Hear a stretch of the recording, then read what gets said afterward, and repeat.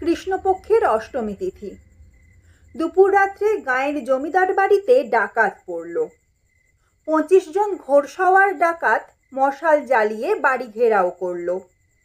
জমিদার অবনীধর রায় নিজের শয়নকক্ষে সস্ত্রীক ঘুমোচ্ছিলেন। বাইরে গন্ডগোল শুনে তার ঘুম ভেঙে গেল। তিনি কড়া মেজাজের মানুষ, ভৃত্য পরিজনের বেয়াদপি সহ্য করেন না।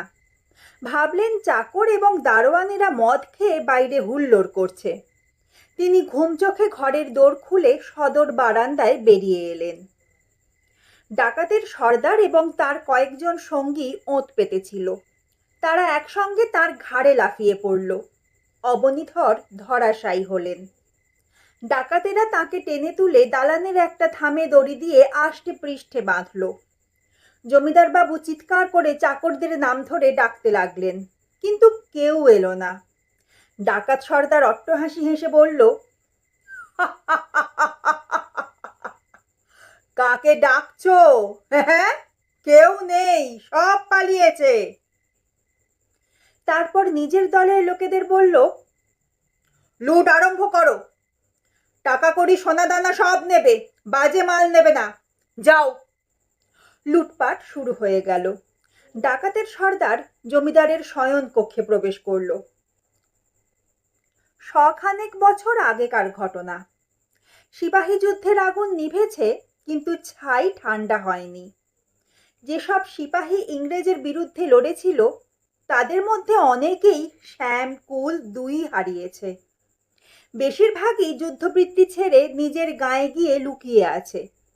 অল্প সংখ্যক সিপাহী ছোট ছোট দল তৈরি করে ডাকাতি করে বেড়াচ্ছে। তাদের মতলব লুটপাট করে কিছু অর্থ সংগ্রহ করবে, তারপর নতুন জায়গায় গিয়ে ভালো মানুষ সেজে সংসার পেতে বসবে। পশ্চিম বাংলার রায়নগর গ্রামে এইরকম একদল ডাকাত হানা দিয়েছিল। রায়নগরের রায়েরা 4 পুরুষে জমিদার। তারা অপবায়ী ছিলেন না। 4 পুরুষ ধরে অনেক ধন সঞ্চয় করেছিলেন। গ্রামে পাকা বাড়ি, পুকুর, দেবমন্দির সমস্ত কিছু নির্মাণ করেছিলেন। অবনীধর রায় এই বংশের চতুর্থ পুরুষ। বয়স বেশি নয়, অনুমান 35 বছর। যেমন তেজস্বী আকৃতি, তেমনি গম্ভীর রাশভারী প্রকৃতি। বাল্যকালে তার একবার বিয়ে হয়েছিল, কিন্তু কৈশোর অতিক্রম করবার আগেই সে স্ত্রী মারা যায়। তারপর অনেক দিন বিয়ে করেননি। বছর 5 আগে দ্বিতীয়বার দ্বার পরিগ্রহ করেছেন। নতুন স্ত্রী সরজুর বয়স এখন 20-21। সন্তানাদি হয়নি। বেশ সুখে শান্তিতে দিন কাটছিল। হঠাৎ দুপুর রাত্রে ডাকাতদের আক্রমণ, যেন বিনা মেঘে বজ্রাঘাত। মুহূর্ত মধ্যে সব তছনছ হয়ে গেল। সরজুর ঘুম একটু দেরিতে ভেঙেছিল। সে আঁচল খসা গায়ে বিছানায় উঠে বসে ব্যাকুল চোখে এদিক ওদিক চাইছিল। ঘরের কোণে ঘৃত প্রদীপ জ্বলছিল। তারই মৃদু স্নিগ্ধ আলোয় সরজুকে দেখা যায়। গায়ের রং একটু চাপা, কিন্তু মুখ ও দেহের গড়ন অতুলনীয়। রজনীগন্ধার ছড়ের মতো কৃশাঙ্গী, কিন্তু সর্বাঙ্গে ভরা যৌবনের প্রাচুর্য। কাঁধে পিঠে চুলের ঢাল এলিয়ে পড়েছে।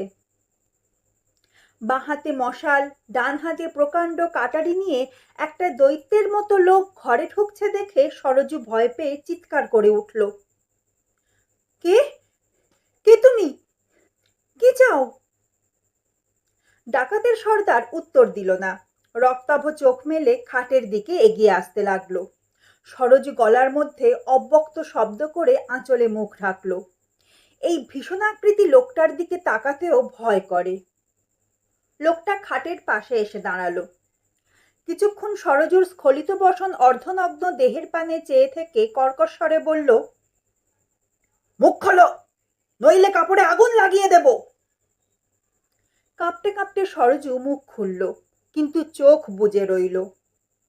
লোকটা মশাল তার মুখের কাছে এনে ভালো করে মুখখানা দেখল। তারপর আগের মতোই কঠিন স্বরে বলল, এসো আমার সঙ্গে, আমরা লুট করতে এসেছি, তোমাকেও লুটে নিয়ে যাব। আজ থেকে তুমি আমার। সরজু বিভীষিকাপূর্ণ চোখ খুলে চিৎকার করে কেঁদে উঠল। ডাকাত সর্দার অমনি কাটারি উঁচিয়ে তাকে মারবার উপক্রম করল। সরজু আর সহ্য করতে পারল না। অজ্ঞান হয়ে বিছানায় লুটিয়ে পড়ল। ডাকাত সর্দার কাটারি কোমরে গুঁজে সরজুকে এক হাতে জড়িয়ে বিছানা থেকে তুলে নিয়ে কাঁধে ফেলল, যেন তার দেহটা শিশুর দেহ। তারপর মশাল তুলে ধরে ঘরের বাইরে চলল। বাড়ির অন্য ঘরগুলোতে তখন নানা রকম শব্দ হচ্ছে, খটাখট, ঝনাঝন। তার সঙ্গে ডাকাতদের কর্কশ চিৎকার। তারা বাক্স, প্যাঁটরা, সিন্দুক সব ভেঙে লুট করছে। 1 ঘন্টা পরে ডাকাতেরা পোটলা হাতে নিয়ে বেরিয়ে এলো। তখন কৃষ্ণ অষ্টমীর চাঁদ গাছের মাথা ছাড়িয়ে উঁচুতে উঠেছে। জমিদার বাবু থামে বাঁধা ছিলেন। সর্দার সরজুর সংজ্ঞাহীন দেহ কাঁধে নিয়ে সামনে গিয়ে দাঁড়ালো। অট্টহাসি হেসে বলল, আমরা চললাম জমিদার বাবু, তোমার বউকেও নিয়ে চললাম, তুমি আবার বিয়ে করো। তারপর ডাকাতেরা মশাল নিভিয়ে ঘোড়ার পিঠে চড়ে বসলো। চাঁদের আলোয় ঘোড়া ছুটিয়ে দিল। গ্রামের উত্তর দিকে ক্রোশখানেক দূরে বন আরম্ভ হয়েছে। 10 ক্রোশ জুড়ে ঘন শাল পিয়ালের বন। ডাকাতেরা বনের মধ্যে প্রবেশ করলো। বনের মাঝখানে একটুখানি খোলা জায়গা। প্রকাণ্ড গাছগুলো যেন চারদিক থেকে এগিয়ে আসতে আসতে মন্ত্রপুত গণ্ডির বাইরে থেমে গেছে। ডাকাতেরা এইখানে এসে ঘোড়া থেকে নামলো। চাঁদের আলো এখন বেশ উজ্জ্বল হয়েছে, মুখ চেনা যায়। ডাকাত সর্দার সরজুর অজৈতন্য দেহ একপাশে ঘাসের উপর শুইয়ে দিয়ে অন্য ডাকাতদের বলল, ভাই সব, আজ আমাদের শেষ ডাকাতি। আজ আমরা যা লুট করেছি তাতে অনেক দিন চলবে। এসো, লুটের মাল আমরা ভাগ করে নিই, তারপর যার যেদিকে ইচ্ছে চলে যাব, আর আমাদের দেখা সাক্ষাৎ হবে না। সকলে সায় দিল।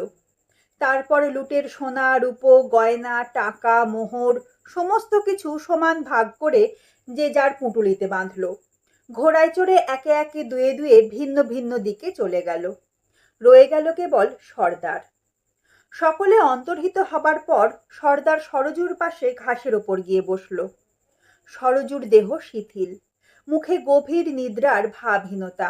এখনো তার জ্ঞান হয়নি। সর্দার তার মুখের কাছে মুখ ঝুঁকিয়ে দেখল। বুকের মাঝখানেতে হাত রেখে বুকের ধুকপুকুনি অনুভব করল। তারপর তার দেহের ঊর্ধ্বভাগ সবলে টেনে নিয়ে নিজের বুকে চেপে ধরল।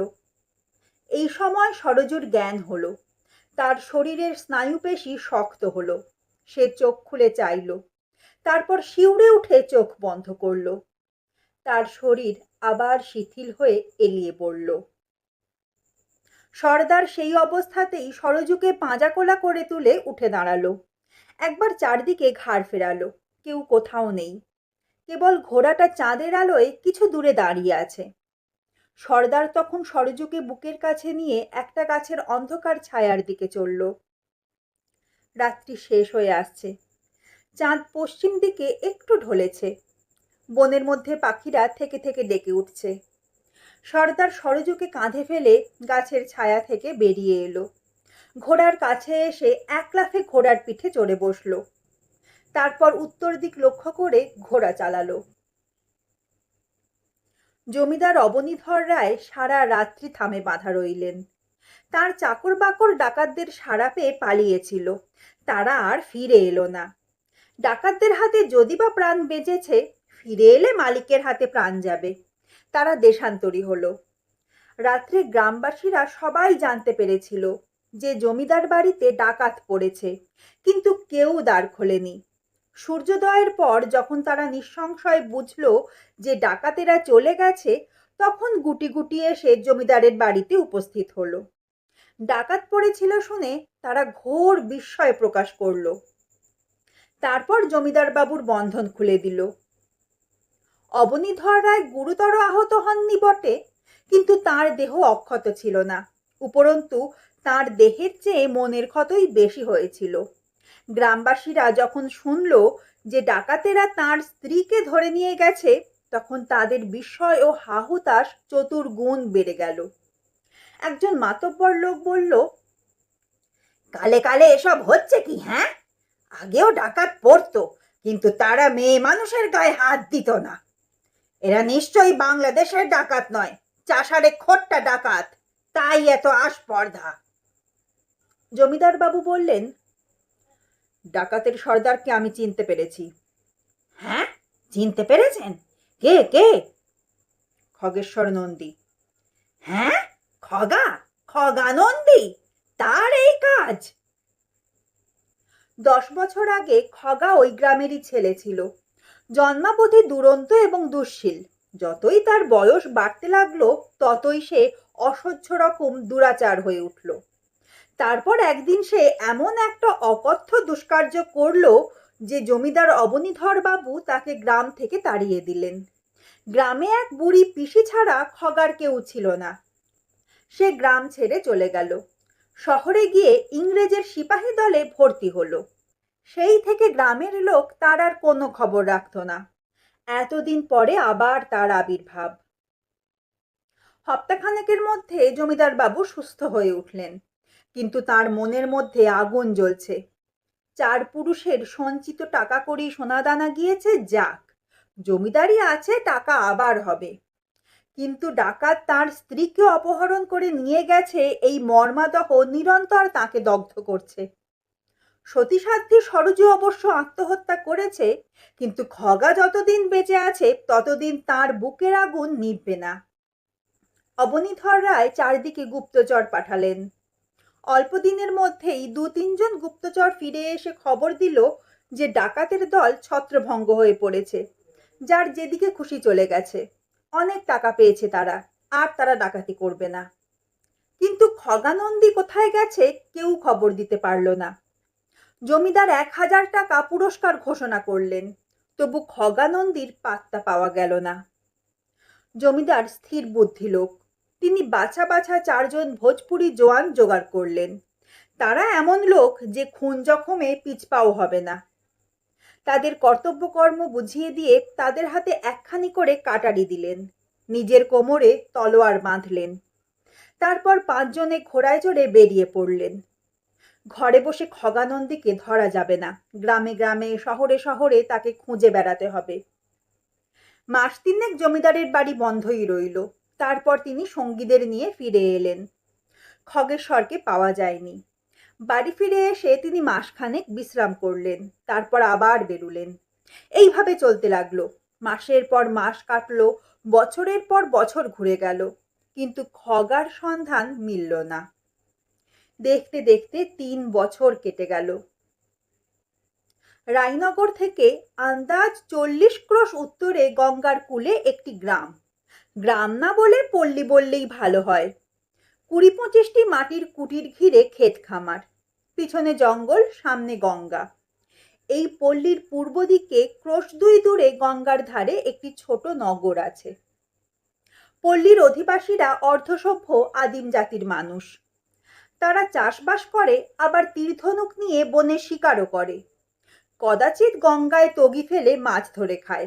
তাদের নৌকো নেই। কখনো বা বনের কাঠ কেটে নগরে নিয়ে গিয়ে বিক্রি করে। এইভাবেই তাদের বৈচিত্র্যহীন সংকীর্ণ জীবনযাত্রা নির্বাহ হয়। খগেশ্বর কয়েক জায়গা ঘুরে এসে সরজুকে নিয়ে এইখানে বাসা বেঁধেছিল। ঘন সন্নিবিষ্ট পল্লী থেকে একটু দূরে গঙ্গার পাড়ের ওপর কুটির তৈরি করেছিল। কুটির ঘিরে গঙ্গা মাটির আল হাঁটু পর্যন্ত উঁচু। তার মধ্যে ছোট্ট একটুখানি শাকসবজির বাগান। পল্লীবাসীরা প্রথমে তাদের দেখে বেশ কৌতূহলী হয়েছিল। খগেশ্বর ছদ্মনামে নিজের পরিচয় দিয়ে তাদের সঙ্গে বেশ ভাব জমিয়েছিল। গায়ের লোককে বলেছিল সরজু তার বউ। কোনো দুষ্ট জমিদার সরজুর প্রতি কুদৃষ্টি দিয়েছিল, তাই সে বউ নিয়ে পালিয়ে এসেছে। সরল পল্লীবাসীরা তাই বুঝেছিল এবং সহৃদয়তার সঙ্গে তাদের আশ্রয় দিয়েছিল। জমিদার বাবুর অনুমান সত্য নয়, সরজু আত্মহত্যা করেনি, বেঁচে আছে। কিন্তু তাকে দেখে মনে হয় সে অন্য মানুষ। আগে তার দেহ ছিল কোমল সুকুমার, এখন কঠিন হয়েছে। মুখে হাসি আগে লেগেই থাকতো, এখন আর হাসি নেই। জীবনের কঠোর অভিজ্ঞতা মুখে ছাপ মেরে দিয়েছে। সে কোনো কালেই বেশি কথা বলতো না, কিন্তু এখন একেবারেই কথা বলে না। তাকে দেখে মনে হয় কাঁচা মাটির পুতুলকে পুড়িয়ে শক্ত করা হয়েছে। দুর্দান্ত স্বভাবের খগেশ্বর যখন সরযুকে অপহরণ করে নিয়ে যায়, তখন তার মনে ছিল প্রতিহিংসা আর নারী লিপ্সা। সরযুকে চিরজীবন আঁকড়ে থাকার সংকল্প তার ছিল না। ভেবেছিল 2-4 দিন পরে তাকে কোথাও ফেলে রেখে চলে যাবে। কিন্তু কিছুকাল একসঙ্গে থাকার পর তার মনের ভাব আস্তে আস্তে বদলাতে লাগলো। সরযুর রূপ যৌবনের মোহ তার কাটল না। সে প্রচণ্ড আগ্রহে প্রাণপণে সরযুকে আঁকড়ে রইল। অন্য স্ত্রীলোক সম্বন্ধে তার মন নির্বিকার হয়ে গেল। তাদের জীবনযাত্রা বড় বিচিত্র। এক পক্ষে দুর্মদ প্রমত্ততা, অন্য পক্ষে বাক্যহীন হাস্যহীন সমর্পণ। সরযুর যেন স্বাধীন ইচ্ছা নেই। খগেশ্বর যা বলে সে সজীব যন্ত্রের মতো তাই করে।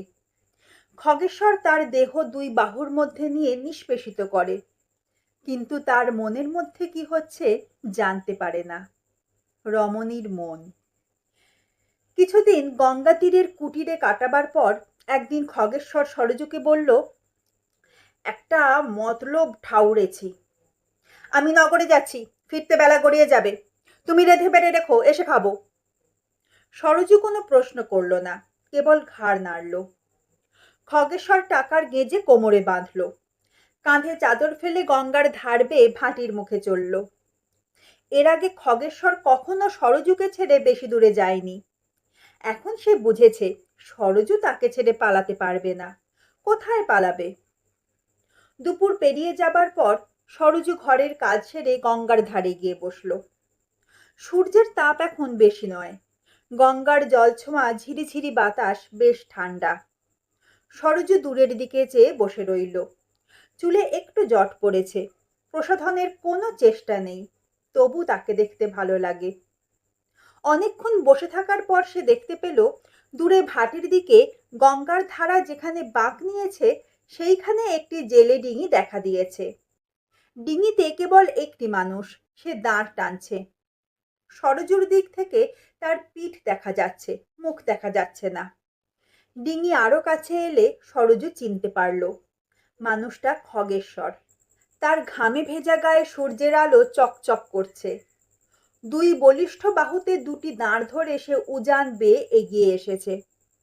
সরযুর কপালে বিস্ময়ের রেখা পড়ল। সে সেই দিকে চেয়ে রইল। প্রায় আধ ঘন্টা পরে সরযু যেখানে বসেছিল সেইখানে খগেশ্বরের ডিঙি এসে লাগলো। খগেশ্বর সরযুর দিকে ঘাড় ফিরিয়ে হা হা করে হেসে উঠল। তারপর বলল, হা হা হা হা, এসো এসো, দাঁড়টা ধরো। ডিঙির গলুইয়ে বাঁধা একটা দড়ির প্রান্ত সরযুর দিকে ছুঁড়ে দিয়ে সে ডিঙি থেকে 1 হাঁটু জলে নেমে পড়ল। তারপর ডাঙায় উঠে সরযুর হাত থেকে দড়ি নিয়ে ডিঙিটাকে টেনে বালির ওপর তুলল। সারাক্ষণ সে কথা বলে চলেছে। 7 টাকা দিয়ে ডিঙিটা কিনেছি, কেমন সুন্দর নয়? হ্যাঁ, ছোট বটে কিন্তু নতুন, একেবারে শোলার মতো হালকা কিন্তু ভারী মজবুত। এই ডিঙিতে চড়ে গঙ্গায় মাছ ধরবো আমি। খেপলা জালও কিনেছি, মাছ ধরে নিয়ে নিজেরা খাবো, গায়ের লোকেদেরও দেব। আর বেশি মাছ ধরলে নগরে নিয়ে গিয়ে বিক্রি করব। খুব খিদে পেয়ে গেছে। নগরে একটা দোকানে জিলিপি আর কাঁচা কল্লা খেয়েছিলাম বটে, কিন্তু এতখানি দাঁড় টেনে সব একেবারে হজম হয়ে গেছে। তোমার জন্যও মিষ্টি এনেছি, শাড়ি এনেছি, গামছা, আরো কত কি এনেছি। এরপর থেকে ওদের জীবনযাত্রায় একটা নতুনত্ব এলো। দুপুরবেলা খাওয়া দাওয়া সেরে ওরা ডিঙিতে ওঠে। মাঝগঙ্গায় গিয়ে মন্থর স্রোতের মুখে ডিঙি ভাসিয়ে দেয়। সরযু ডিঙির গলুইয়ে চুপ করে বসে থাকে। খগেশ্বর জাল হাতে নিয়ে উঠে দাঁড়ায়। খেপলা জাল ফেলার কায়দা সে জানে। হাত ঘুরিয়ে জাল ছুঁড়ে দেয়। জাল চক্রাকার হয়ে জলে পড়ে। খগেশ্বর দড়ি ধরে দাঁড়িয়ে থাকে। জাল ডুবে গেলে আস্তে আস্তে দড়ি টেনে ডিঙির পাশে আনে। জালে কখনো ছোট মাছ ওঠে, বাটা, চেলা, মৌরলা, আবার কখনো বড় মাছ, রুই, কাতলা, মৃগেল। বড় মাছ উঠলে খগেশ্বর আহ্লাদে আটখানা হয়ে যায়। সরযুর সাহায্যে মাছ জাল থেকে বের করে ডিঙির খোলের মধ্যে রেখে আবার জাল ফেলে। এইভাবে জাল ফেলতে ফেলতে তাদের ডিঙি বাঁকের দিকে ভেসে চলে। যেদিন খগেশ্বর বড় মাছ পায় সেদিন নগরের ঘাটে গিয়ে ডিঙি বাঁধে। সরজু ডিঙিতেই মুখে ঘোমটা টেনে বসে থাকে। খগেশ্বর মাছ বিক্রি করে। নিজেদের জন্য একটা মাছ রেখে বাকি মাছ বিক্রি করে। ঘাটেই সব মাছ বিক্রি হয়ে যায়। খগেশ্বর বিক্রির পয়সা সিকি আধুলি যা পায় তাই দিয়ে বাজারে সওদা করে। হাসতে হাসতে ডিঙিতে ফিরে আসে, দাঁড় টেনে ঘরে ফিরে যায়। যেদিন জালে চুনো মাছ ছাড়া আর কিছুই ওঠে না, সেদিন খগেশ্বর বাঁকের মুখ থেকেই ঘরে ফিরে আসে। নিজেদের জন্য কিছু মাছ রেখে বাকি মাছ সরজুকে দিয়ে বলে, এ নাও যাও, গায়ে বিলিয়ে এসো এগুলো। সরজু গামছায় মাছ বেঁধে গায়ে যায়। সেখানে ঘরে ঘরে মাছ বিলোয়।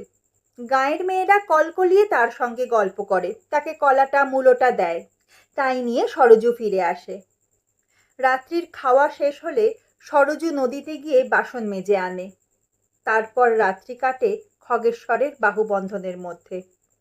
এইভাবে একটি একটি করে বছর কাটতে থাকে। খগেশ্বর মাছ ধরে, সরজু গৃহকর্ম করে। যে মেয়ে আগে কখনো নিজের হাতে জল গড়িয়ে খায়নি, সে রাঁধে, ঘর ঝাঁট দেয়, কাপড় কাচে, বাসন মাজে।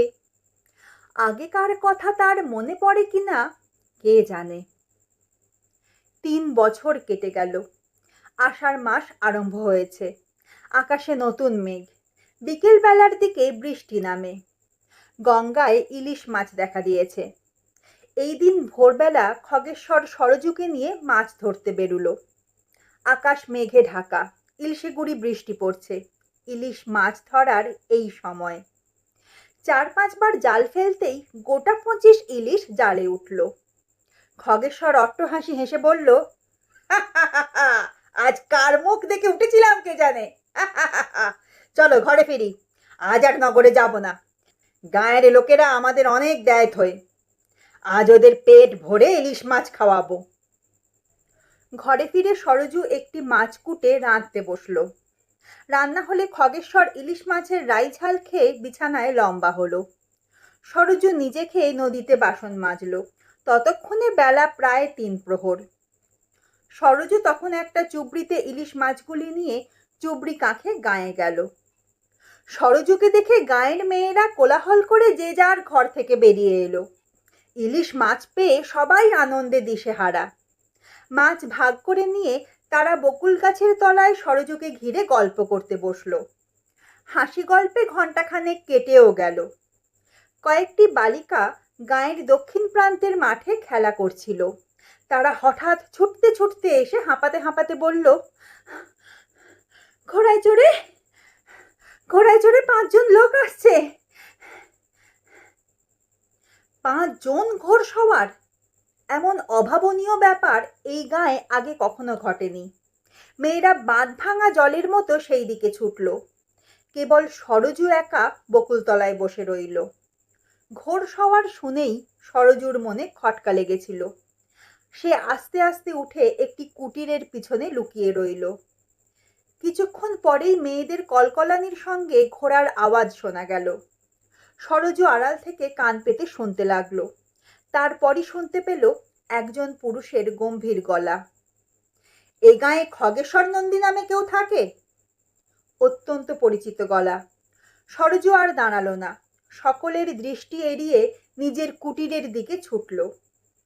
খগেশ্বর তখনও চিত হয়ে হাত পা ছড়িয়ে ঘুমোচ্ছিল। সরজু ছুটে এসে তার পাশে হাঁটু গেড়ে বসল। তার বুকের ওপর হাত রেখে ব্যগ্র চাপা গলায় বলল, শুনছো শুনছো, ওঠো ওঠো, ওরা আমাদের ধরতে এসেছে। খগেশ্বর তড়াক করে একেবারে উঠে দাঁড়ালো। ঘুমরাঙা চোখে চেয়ে বলল, কারা ধরতে এসেছে? সরজুও উঠে দাঁড়ালো। পাংশু মুখে বলল, ওরা রায়নগর থেকে। জমিদার? দেওয়ালের গায়ে খাঁড়ার মতো কাটারিটা ঝুলছিল। খগেশ্বর এক লাফে গিয়ে সেটা হাতে তুলে নিল। সরজু ভয়ার্ত স্বরে বলল, না না, ওরা 5 জন ঘোড়ায় চড়ে এসেছে। তুমি ওদের সঙ্গে একলা পারবে না। চলো না, চলো আমরা পালিয়ে যাই। সরজু খগেশ্বরের খুব কাছে গিয়ে দাঁড়ালো। খগেশ্বর বলল, পালিয়ে যাব? কোথায় যাব? সরজু বলল, চলো ওই ডিঙিতে করে গঙ্গার ওপারে চলে যাই। খগেশ্বরের মুখে আস্তে আস্তে একটা প্রকাণ্ড নিঃশব্দ হাসি ফুটে উঠল। সে এক খাবলায় সরযুকে শূন্যে তুলে নিয়ে নিজের বুকে চেপে ধরল। তারপর নামিয়ে দিয়ে বলল, চলো পালাই। টাকার গেঁজে কোমরে বেঁধে নিয়ে এক হাতে কাটারি আর অন্য হাতে সরজুর হাত ধরে সে গঙ্গার ধারে গেল। ডিঙি জলে ঠেলে দিয়ে ডিঙিতে দুজনে উঠে বসল। খগেশ্বর দুহাতে দাঁড় নিয়ে জলে ডোবালো। ডিঙি তীরের মতো পরপারের দিকে ছুটে চলল। দুস্তর গঙ্গা, এপার থেকে ওপার দেখা যায় না। জমিদার অবনীধর রায় গায়ে খোঁজ খবর নিয়ে খোলা তলোয়ার হাতে যখন গঙ্গার তীরে এলেন, তখন ডিঙি অনেক দূরে চলে গেছে। তার উপর ছিপছিপ করে বৃষ্টি আরম্ভ হয়েছে। আবছা আলোয় ধূসর জলের ওপর কেবল একটি বিন্দু দেখা যায়।